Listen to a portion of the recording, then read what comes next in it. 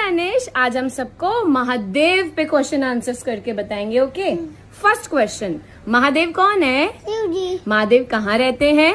कैलाश पर्वत। महादेव के हेड से क्या फ्लो करती है? गंगा। महादेव के पास पावरफुल क्या है? ट्रिडेंट। महादेव यहाँ हैंड में क्या पहनते हैं? लुग्लाक्स। महादेव को कौन सा साउंड सबसे ज्यादा पसंद है? ओम। महादेव का पावरफुल मंत्र? ओम नमः शिवाय। ओम नमः शिवाय। महादेव को कौन सा फ्लावर सबसे ज्यादा पसंद है? बिल्ली पटरा। बेल लीव्स, बेली पत्र। महादेव की फैमिली में कौन कौन है?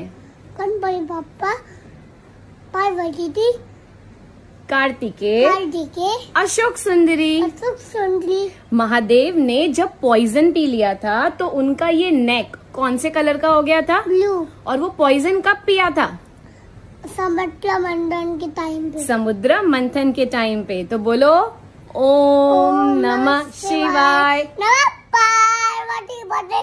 हर हर महादेव।